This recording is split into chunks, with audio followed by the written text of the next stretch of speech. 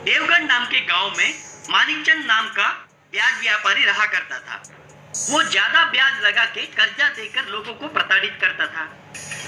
उस गांव में नायक नाम का एक बढ़ई रहा करता था। उसको नानी नाम का बेटा हुआ करता था। नानी बहुत होशियार और समझदार लड़का था। एक बार नायक के घर पे उसके घर का मालिक आके, ओ नायक, घर भाड़ा 200 रुपया बढ़ा रहा हूँ, तुझे अगर नहीं हो पा रहा है तो तुरंत खाली करके चला जा, आके रहने के लिए और कई सारे किराएदार तैयार हैं, कह के चला गया। नायक तब अपनी पत्नी से, ये बिल्कुल नाइंसाफी है, 2 महीने में एक बार आके वो किराया बढ़ाता ही जा रहा है, कुछ ना कुछ करके हमें खुद का घर बनाना होगा। तब नानी अपने पिता को एक आइडिया दिया। तुरंत नायक मानिकचंद के पास जाके, साहब मुझे तुरंत 1 लाख रुपया चाहिए, जल्दी ही मैं मेरा खेत बेच के आपका कर्जा चुकता कर दूंगा, कृपया मना मत कीजिए। मानिकचंद तुरंत उसे 1 लाख रुपया दिया। पहले वो उन पैसों से एक पुराना ट्रक खरीदा। बाद में अपनी बढ़ई की कारीगरी का इस्तेमाल करके उस ट्रक को एक ट्रक हाउस में बदल दिया। उसे देख के गांव वाले सभी आश्चर्य हो गए। उसे अगर कहीं पे जाना था तो उस ट्रक हाउस में ही जाता था।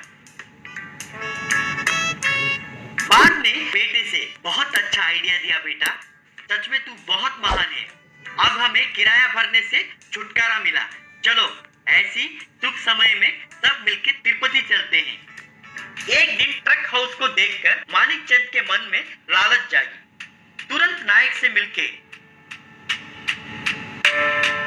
ए नायक हुआ, और आपने मुझे कर्जा चुकता करने के लिए 6 महीने का समय भी दिया है, अभी के अभी जमीन बेचना भी मुश्किल है ना जी। वो सब मुझे नहीं मालूम है, तुरंत मेरा पैसा मुझे वापस कर दे, नहीं तो तू अपना ट्रक हाउस मुझे दे दे। आपकी लालच किसमें है ये मुझे अब मालूम पड़ा।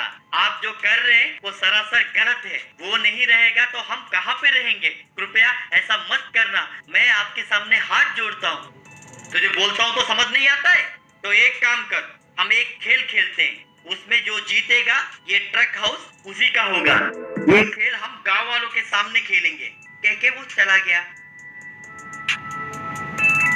बाद में अगले दिन वो गांव वालों को साथ लेके एक डब्बा लेकर नायक के पास आया।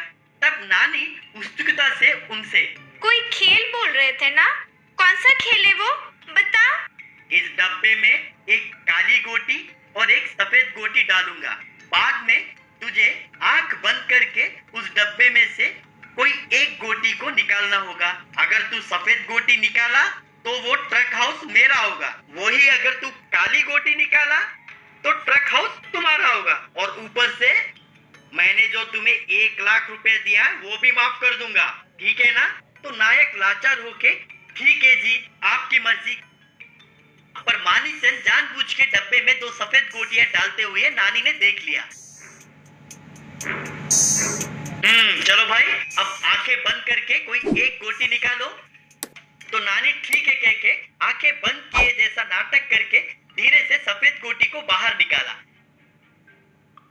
वेरी गुड वेरी गुड, दिखाओ कौन से गोटी को निकाले, कहा।